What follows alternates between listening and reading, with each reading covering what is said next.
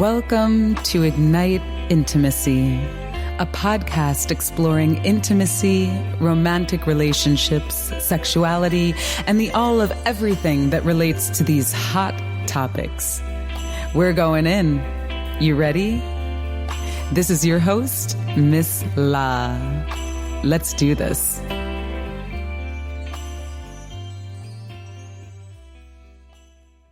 All right. What is happening over there in Buffalo, New York, Bob?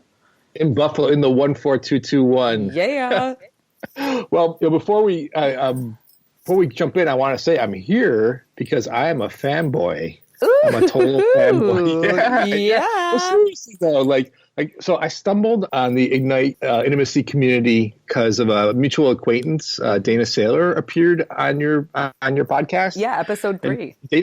Yeah, it was actually amazing. And Dana's actually one of those people who I've never met, but I'm only friends with on Facebook. She's one of those folks. Uh-huh. You know how we all have friends like that. Totally. So, but it was, I mean, she was amazing, I got to say. And the way she put herself out there, the vulnerability, the honesty was really impressive. So I started listening to all your other podcasts because I've been really interested as a religious person, but also just as a human being in sexuality. And in my theology, we conjure the holy through our relationships. Mm-hmm. And sex is a really important part of that. Yeah. And the way you were coming at it was really resonating for me. So yeah. I was almost like, wait, hold up, put on the brakes. Did you say sex and religious in the same sentence? Right. I mean, don't get me started, but I mean, I'm going to get you started, and we want to hear all about it. You're a starter. I can tell it. You're a starter. But I mean, the thing that really drew me, I mean, yeah, sex and religion for one thing, but like you talked a lot, you often speak about how you wish you had had good sex education when you were coming up. And I think, like me, we're both products of the Williamsville Central School District and the Roman Catholic Church. I'm a Unitarian Universalist now, by the way, but I mean, the Roman Catholic thing. And I mean, so obviously on the Roman Catholic side, nothing happened in there.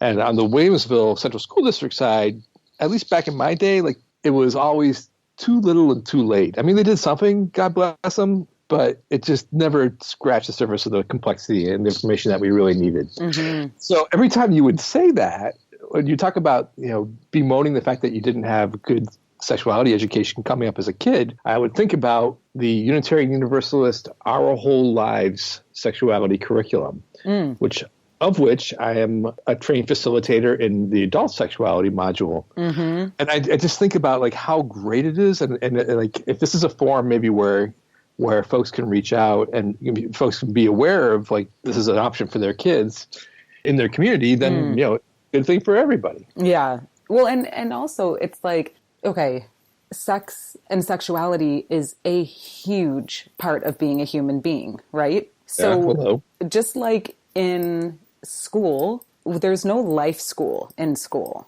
There's no like, how do you deal with your emotions? How do you deal with your mind? How do you deal with other people when your emotions are funky? How do you deal with other people that you don't like? How do you freaking balance a checkbook? I mean, it's like simple stuff, but stuff seriously that can have a really big impact on us. How do we take care of our bodies? How do you get enough sleep so that you have the energy to do everything else that you need to do? How do you love yourself? And if you don't come up in an environment or a family where that is just inherent and part of the values that you grow up in, like you're going to have your own winding path to get there.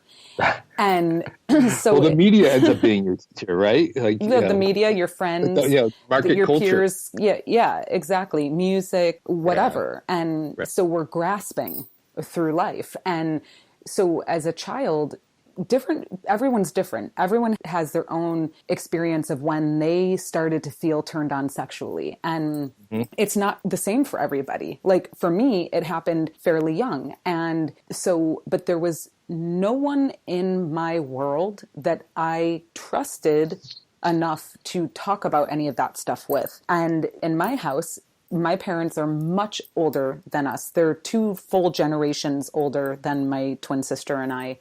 We're the youngest of 5. And so like my parents are the age of most of my friends' grandparents. Really? Yeah. Like my parents are probably closer to your parents' age. My dad's 85. Yeah. Yeah. So my dad's 88 and my mom is 40, or my mom is 81. So, and you're a youngin', you're a biscuit. I'm young. Yeah. Young and fresh, but I like add 10 years to whatever age you think I am. But so, yeah. So you mean like it's not the years, it's the mileage? Exactly. Yeah. Lots of mileage, lots of mileage. That in a way, Laura. So, but it's like when you reached out, and I'm so glad that you reached out, and I really trust that other people will reach out too, because I don't get a lot of people reaching out yet to me about these episodes. And I know people are listening because every month I have more and more listens, which is so exciting. I just want to thank everyone for listening and sharing and, being a part of this conversation, because I just, if I don't have you, then I'm just having conversations and putting them out and they're not having an impact. So thank you for listening and thank you for sharing and keep doing it. Thanks. Come on, people.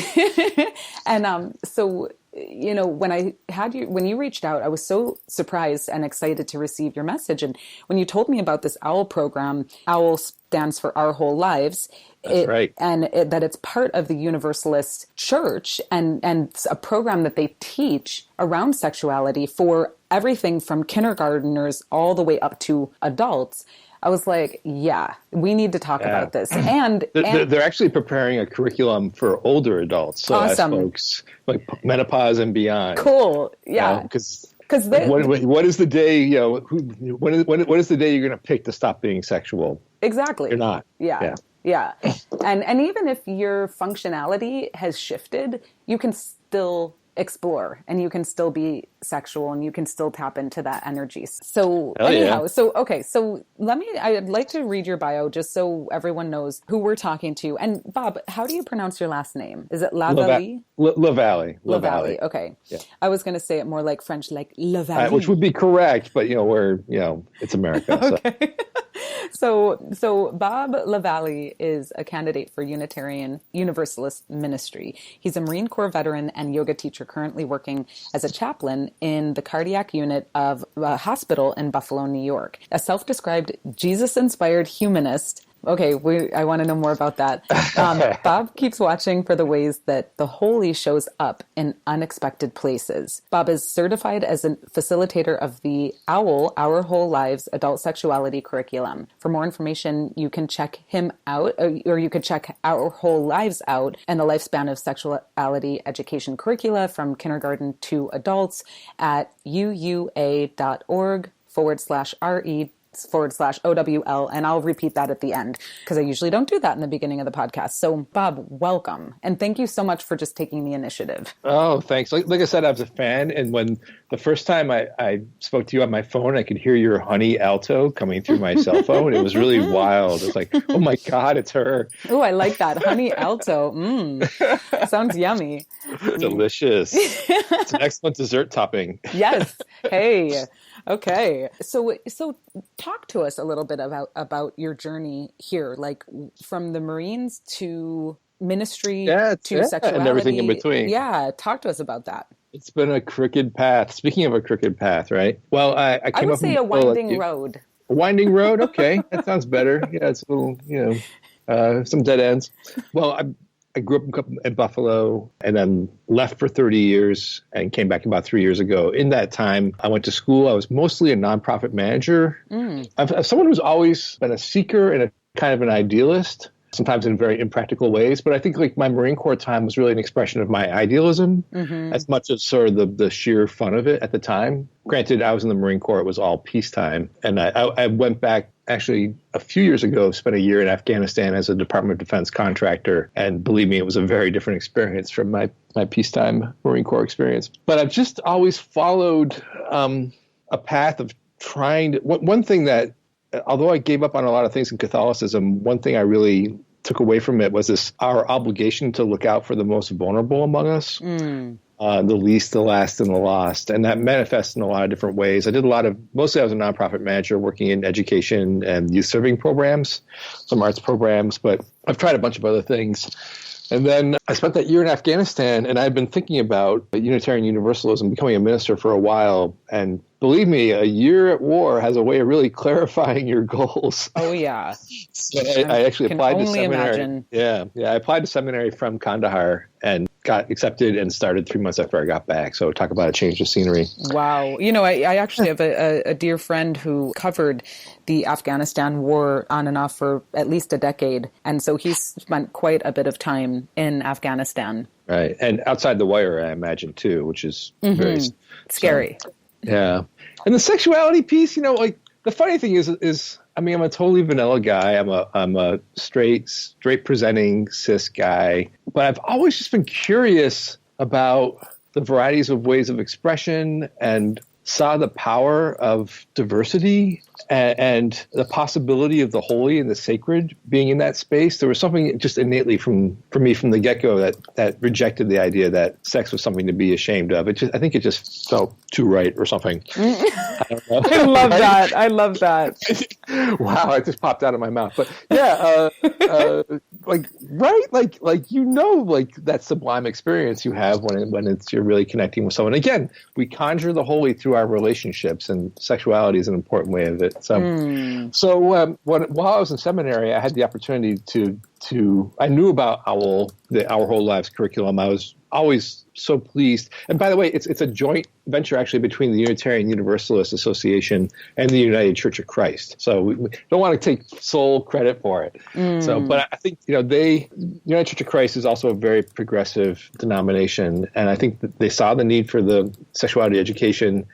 There were some precursors, but in the 90s, I think it was, they came together to create the curriculum as it stands now. Okay. And the fundamental premises of it, there's a few core premises. First and foremost, that sex is good, and then diversity is good in all of the various expressions of that. That it's important that to people to know that sexuality is more than just sexual behavior.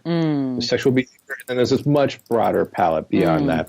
That human sexual from the time they're born to the time they die, just like we were talking about. You talked about feeling sexual very, very young. I actually think we assert that it's sort of from the get-go. There's a lot of ways to express sexuality, and for folks who wonder sort of where the values are in this, we actually believe that it's healthier for young adolescents to wait to have intercourse. So I can explore or talk about it, but it's better for young adolescents to wait. We think it's healthier. And like you mentioned, it's a lifespan curriculum. So it starts in kindergarten. We have a kindergarten and first grade module, then a fourth and sixth grade module, then a seventh and ninth grade module, and then young adults and adults and older adults now. And so I mean, because this is such a massive conversation, it's really important that it be developmentally appropriate. That if the concerns and the abilities of the people at the time. So, but the old cliche though is that the kids who grew up in churches having OWL end up being the one at the freshman dorm, who everybody else goes to for actual real information about sexuality.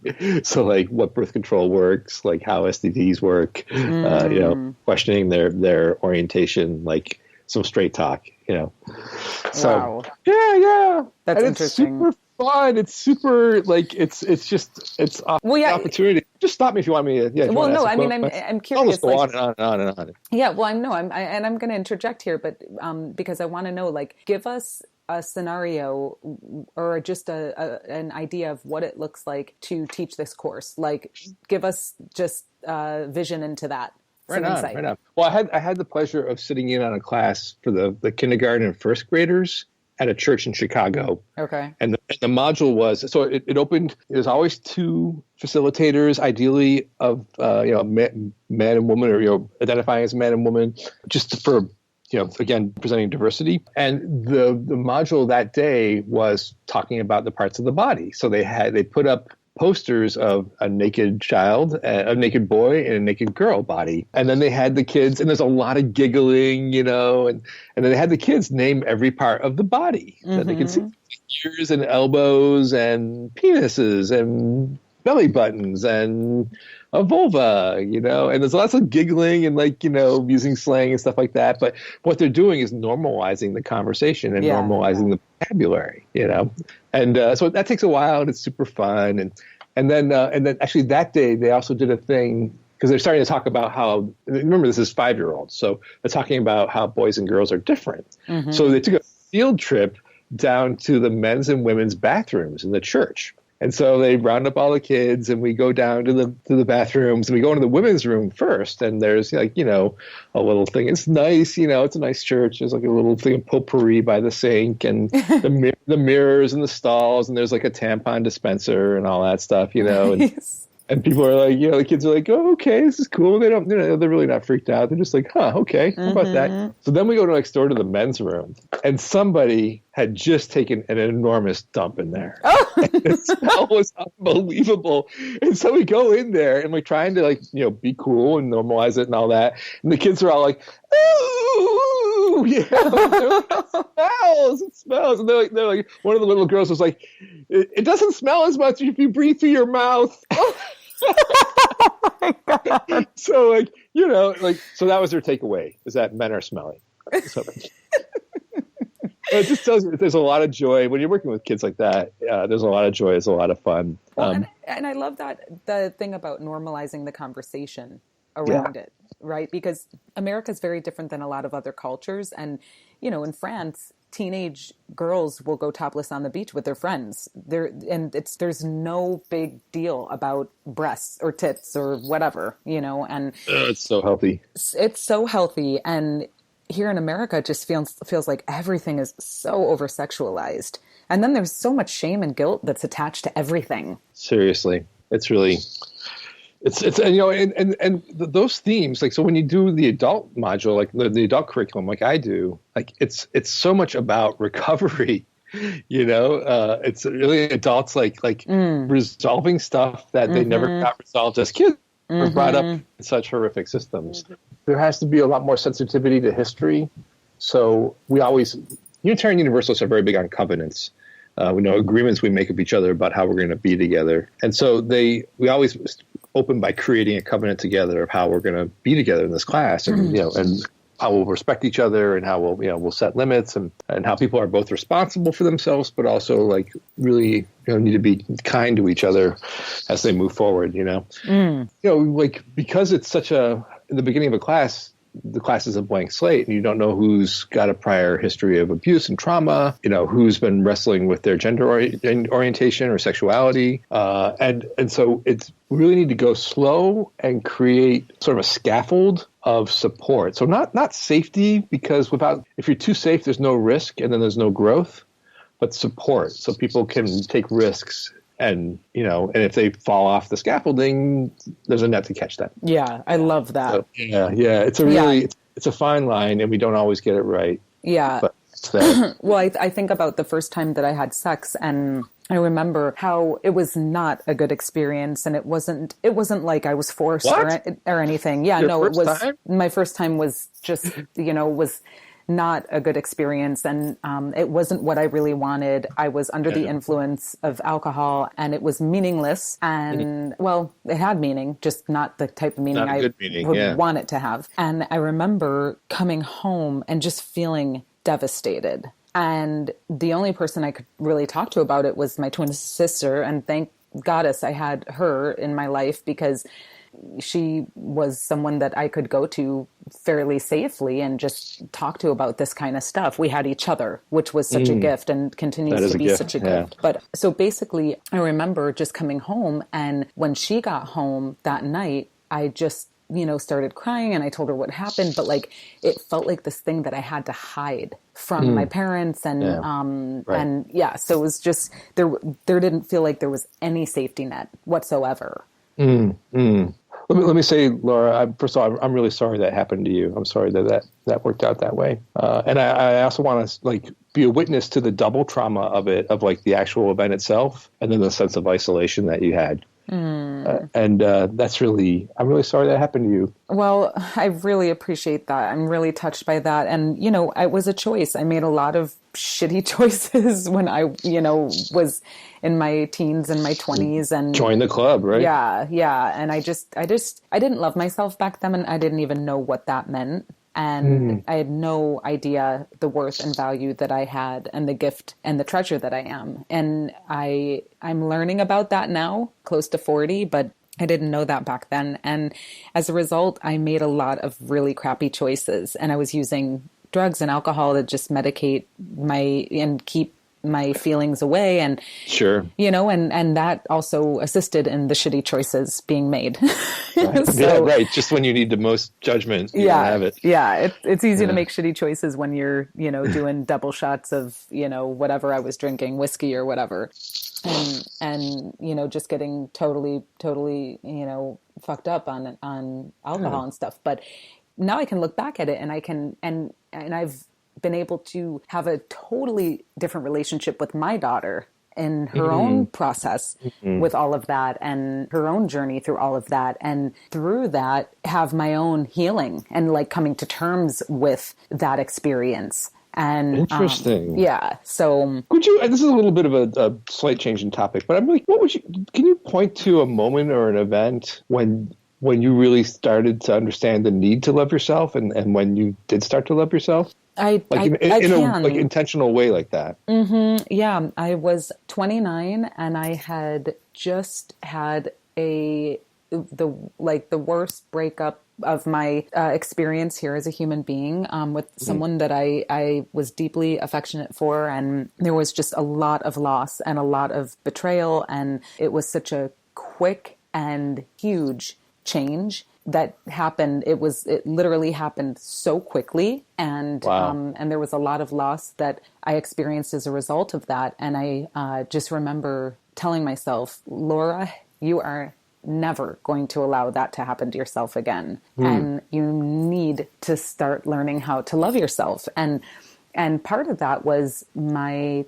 twin sister. I remember all of that happened 11 years ago around this time of year. And very interesting time of year. It was the change of the season. So spring had come in. It was Easter time. So it was Palm Sunday. It was just the relevance of all of that loss that the Christian and Catholic... Loss and resurrection. Yes, the loss and the resurrection. And then that summer, I brought my daughter to Hawaii to visit my twin sister and her husband. And I had this... my sister and I had this blowout fight while I was there, and she was like, you need to learn how to love yourself, and oh wow. And I was like, I don't know what that means. Like I just had no idea what that really actually meant. And so that was really like the breakup and the loss that I experienced as a part of that, and the resurrection that was happening all served to guide me on this path to just say, like, enough is enough.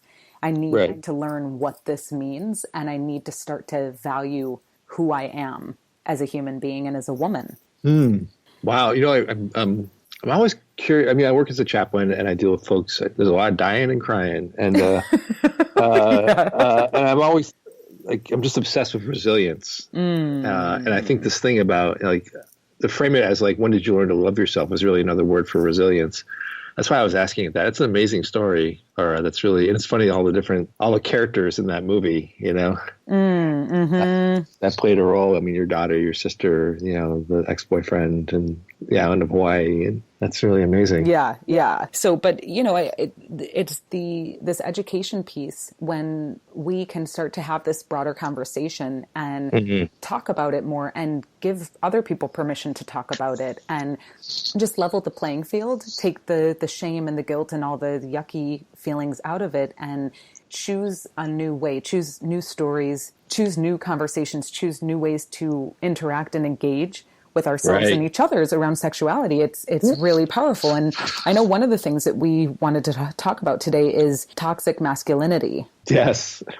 Well, this is actually related to this too, because I think one of the things that this sexuality curriculum includes very intentionally, because we are, religious organizations presenting it, is about values and ethics. And so responsible behavior is a really important thing, talking about consent, taking responsibility. And I think those things really, the absence of those kinds of messages too, talk a lot about toxic, or feed into what ends up being toxic masculinity. So yeah. So talk to me about that, because I know that this is a topic that is kind of hot for you right now. And what does that even mean? What does that mean to you? Well, I'm really interested in it as a veteran and as someone, who's been to war and spent a lot of time. And I also worked as a chaplain at a Veterans Affairs hospital in New York City. So I've sort of seen some of the experience and seen some of the aftermath of this sort of uber expression of masculinity. But, I kind of even hate I think one of the things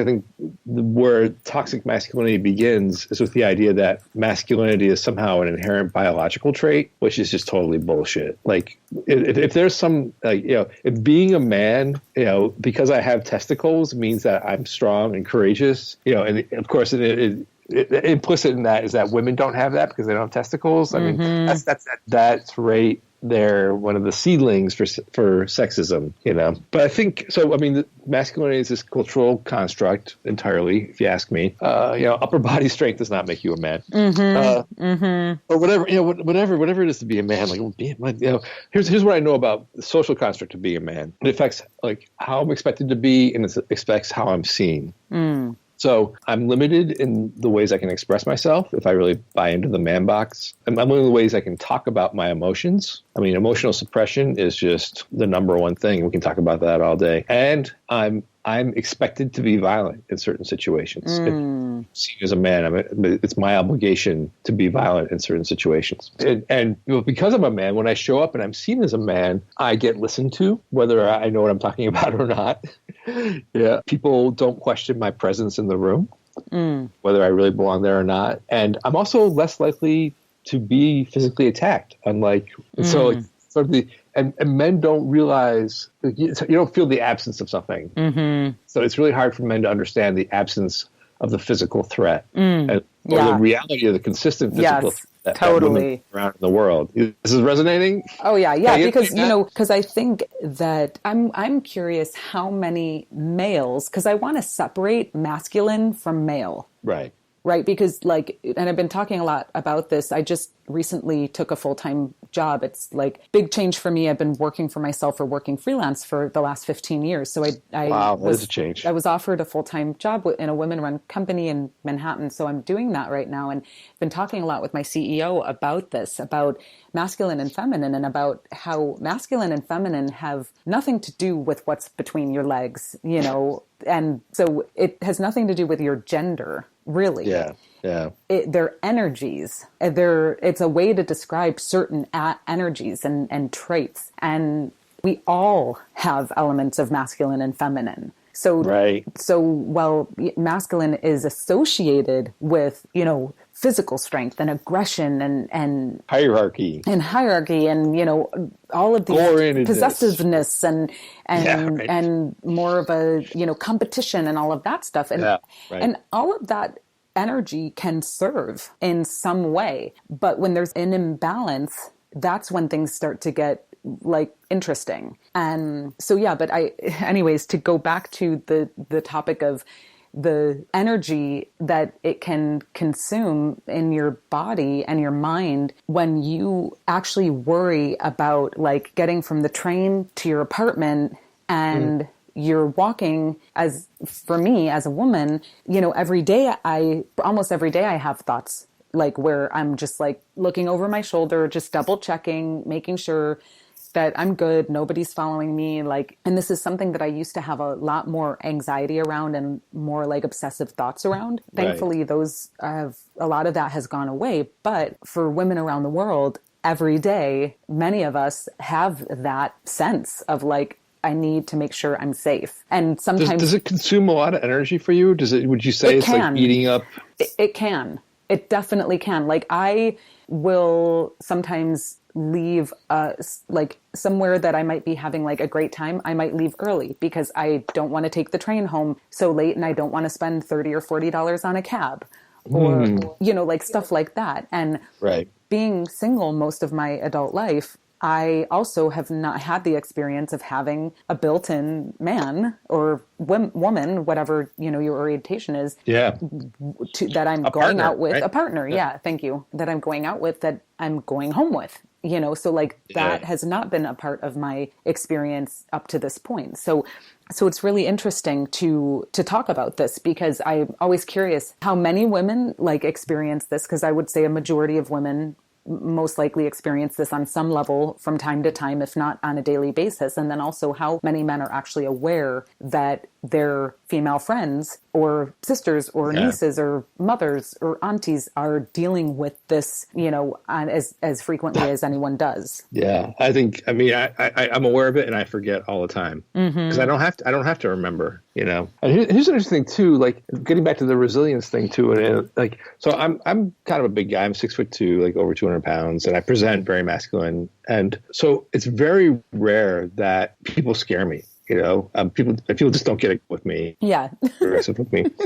And but when it does happen, when it does, and I'm really good at like my time in the military. I'm really good at hierarchy. I can really establish my alpha maleness. I love that. But which is bullshit. But those times when it does happen, when I do get scared, it really shakes me a lot. It's embarrassing to me how much it shakes me, and it takes me longer. And I feel like it takes me longer to recover from that. And when I look around at, like, I do a lot of racial justice work here in Buffalo, and a lot of activism, and a lot of confronting power, or I support people who are confronting power. And when I look around and I see, like, we organized a disruption to the Trump rally. And we got inside the rally, and this is back in, I don't know, last year. Seems like geological time ago. And about 24 of us went in, and the vast majority of them in our group were young women, like folks who don't have a lot of physical power. And they put their bodies on the line. The way we did it was like, they joined hands, they jumped up and down and yelled. And then when the cops came, they sat down on the floor and they went limp, and they wouldn't, and they fought the cops essentially. And the crowd, of course, was just going completely nuts around us, and wow. It was super scary, but it was young women, many of them queer, just showing such courage. A lot of them were actually also came out of faith traditions. Their courage had a faith base. But I was like, it seemed like they were shaking it off faster than I was. So I think one of the sort of counter privileges of being a totally privileged person when you're a straight white man is that I don't know. I haven't had to cultivate my resilience, and now when I need it, I feel like it's not there when I can compared to the way I see the other people doing. So well, and and that's so interesting, because women are powerful and courageous too. Yes. So like I just want to make sure, like, all my sisters out there, I see you, and I know your power and your courage, and I know there are some badass women out there who know how to fight and defend themselves, and have been taught in different methods of martial arts and fighting styles and things like that. And I want some of that, and they also have force of personality and wit, which they've developed. So they don't have to, it rarely gets to that because they have so many other powerful tools. Yeah, exactly. So I just want to give you a big preach, Laura, on that. Yeah, well, and I have that. I have a lot of street smarts, and I carry myself in a way that I'm like, don't fuck with me. Like, you don't want to fuck with me, and like, I'm gonna look you straight in the eye, and I'm gonna let you know that I know, and don't fuck with me, and nice. So I use a lot of that just to avoid anything, anything that would go any further. So that's how I believe I've been able to, with the powers of seen and unseen and all the energy that surrounds and uplifts and supports me and protects me, that, I've been able to be safe and stay safe. So I want to, just acknowledge that. And also I have that fear thing too, and that like, but. Well, I want to go back to, I'm sorry, did I? No, it'll come back to me. There was something else I wanted to say, and it slipped, but it'll come around. I'll jump back in, seriously. But I mean, I think like the thing about these stupid ideas about masculinity, about roles for men, is how damaging it is to men, and how, you can't look at the world right now and say we're not having a crisis of masculinity. If you look at the decisions that our male leaders are making all over the place, and and our voters, it's to me absolutely linked. But and it has its roots in this emotional suppression that, be a man. What does be a man mean? It means don't cry. And Bell Hooks has a wonderful book called The Will to Change, talking about masculinity. And she's very frank about it. She says, from the jump, men are told that no one cares about their emotions. And if they try to express their emotions, they are shut down. And so they turn inward. And I work in the cardiac ward, and this is when this is why guys have heart attacks, because it's the suppression plays out in different ways. The heart is both a metaphor and an organ, and the part of your body, and the overlap I think is enormous. There's this thing that happens often when men of a certain age get open heart surgery or get a big heart surgery. They emerge from the OR, and to the surprise of their families, they're suddenly much more emotional. They're suddenly much more expressive. It's as if like their heart breaking and being repaired has allowed them to access some part of their heart that wasn't accessible before.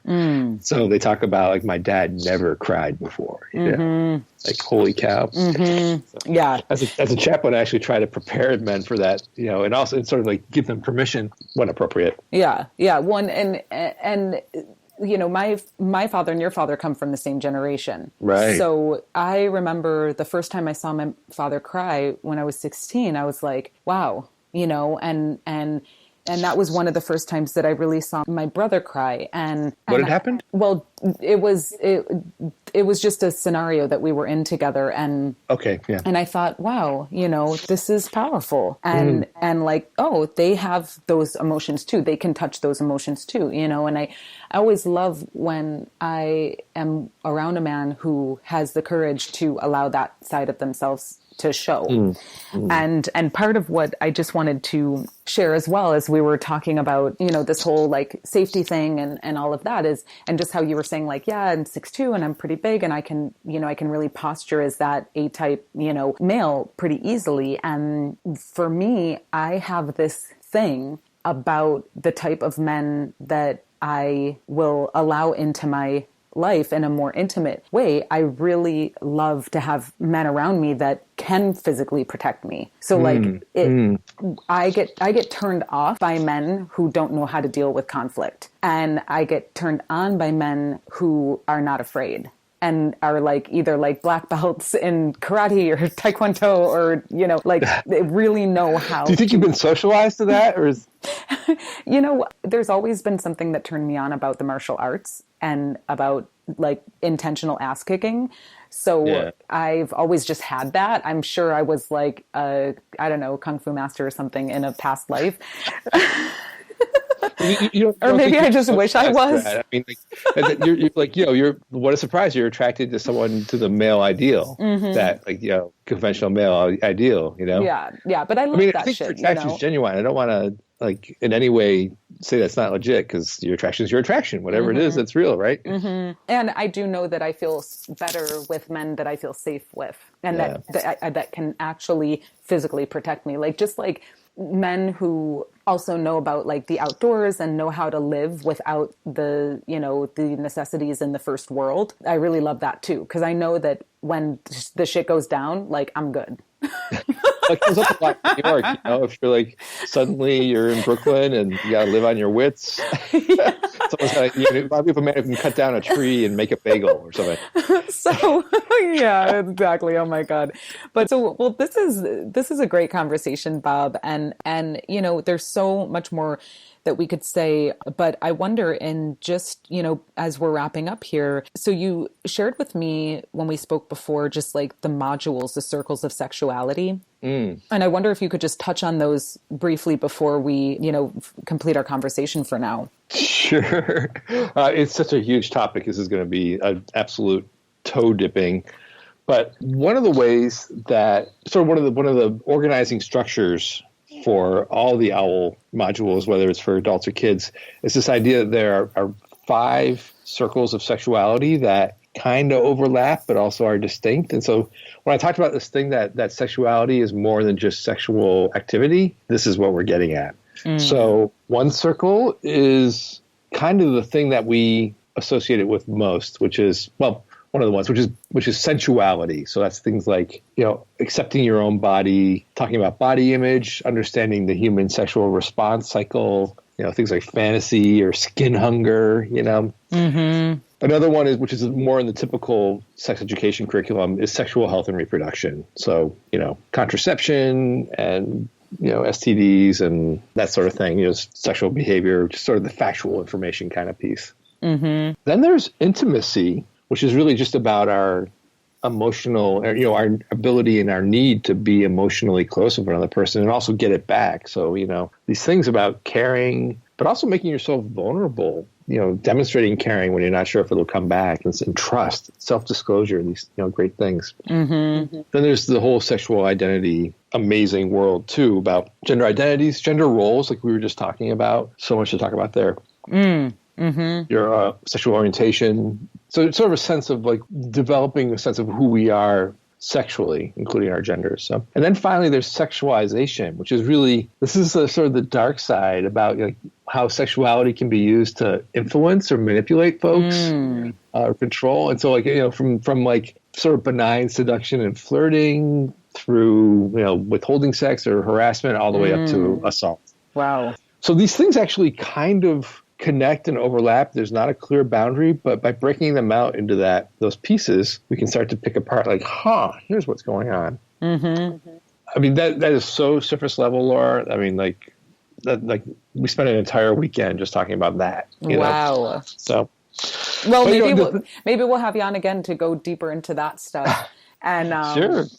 But I'm curious, just what's your thought about porn? Well, one thing we really aspire to as a practical sex education program is that our kids are not porn avoidant, because that's just not going to happen. But that they are porn resilient. So like just any other element of the media, that they are critical consumers, and that they can understand what they're looking at, understand that it's ridiculous, see what's healthy, and understand what's, where it's an expression of their own fantasies. I mean, sometimes, porn can be great for folks as a place to just work something through. Even if it's like a dark message, it can be a place where someone can like work through this own desire in themselves and sort of and spend some time with it and say, oh, this is where this is coming from, or and destigmatize some of those things. So yeah, porn. I mean, porn is here. It's always been here. It's crazy now about the access piece, and like I said, so we need to make kids who are porn resilient, because they're not going to miss it. I mean,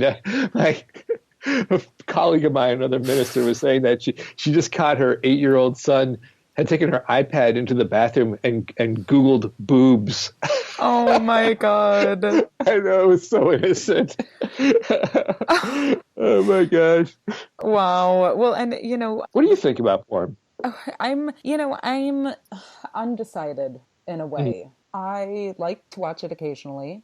I know that it can be problematic, and I know that it can also be fun, and I'm curious about it. And we have episodes with Dr. David Lay, who came out with a book. He was great. I loved his conversation. Awesome. Yeah, that was a great that was one of my favorites. Ethical Porn for Dicks. His book came out in, I think, maybe October or November, and then the episode that launched this week, this first week of April, that we're actually recording this conversation with Danny Katz. She's a tantrika, and it's all about millennial ED, because millennials are watching so much porn and they're whacking off so hard and so consistently, and they get this drive from watching pornography that it's really difficult for them to either keep an erection when they're with an actual real human being, or they've just completely desensitized themselves. So actually, this might be a good closer. I mean, that's amazing. I'm sorry, I didn't mean to cut you off. No, please. But I know you want to wrap it up, and I had this poem set aside that we use in the adult curriculum talking about masturbation. Oh yes, read it. We'll close with that. Then we'll close with that. So it's called Courage, a Tale, and it's by Tom Gunn. That's THOMGUNN. Courage, a Tale. There was a child who heard from another child that if you masturbate 100 times, it kills you. This gave him pause. He certainly slowed down quite a bit and also kept count. But, till number 80, was relatively loose about it. There did seem plenty of time left. The next 18 were reserved for celebrations, like the banquet room in a hotel. The 99th time was simply unavoidable. Weeks passed, and then he thought, fuck it, it's worth dying for. And a half hour later, the score rose from 99 to 105. That was Courage, a Tale. Nice. So we pull that out in the masturbation module with the adults, and it sort of gets people laughing. So, I love that. I love that. Hey, Thank it's been you. so awesome talking to you. Yes. Sure. Great. And, I'm so grateful that you reached out. And so how can people find you online or find out more about the program? I would go to the UUA, Unitarian Universalist Association's website, and you just go to their main page, uua.org. Okay. Use the search bar to search for sexuality training or sexuality curriculum. Awesome. And that's the best way to do it. I'm not a brand. I don't have any of that stuff. So I feel kind of inadequate. No. Oh my God. No way. I'm the chaplain, man. I don't, Yeah, you're just a chaplain who's awesome and doing amazing work in the world. And I'm glad you don't have a brand, because you are just a walking brand, and you're just a walking you, and it's awesome. And, sometimes all this like personal branding business makes me want to throw up. Freak. Yeah. So anyhow, and I say that more about myself and all this, this energy I put into it. But, and I'm, anyways, another episode, another story. And Bob, I am so, so grateful that you joined us. Everyone, Bob LaVallee, or how did you pronounce it? LaVallee. LaVallee. Yeah. Okay. And so grateful to have you here, Minister Bob. And thank you so much. Everyone, honor yourselves, honor your sexuality, honor who you are. And let's all just keep learning how to love ourselves fully and wholly, with all of our messiness and our awesomeness and our magic and everything else. And you heard it here on Ignite Intimacy. So check us out online, igniteintimacy.com. We're on iTunes. Please leave a review, share it with your friends, share it with your family, and let's keep the conversation going. So holler at us, hello@igniteintimacy.com. And we want to hear from you, and you're awesome. So stay blessed, and we'll see you on the next one. Give thanks for tuning in to another conversation on the Ignite Intimacy podcast hotline. We love that you choose to spend your time with us. Check us out online at igniteintimacy.com and subscribe to us on iTunes. Also, tell your friends all about it. This beautiful music was arranged by Jason Pfaff and Mike Corey, and this podcast is produced by yours truly, Miss La. Give thanks again, and we'll see you on the next one. In the meantime, let your light shine bright and ignite your intimacy.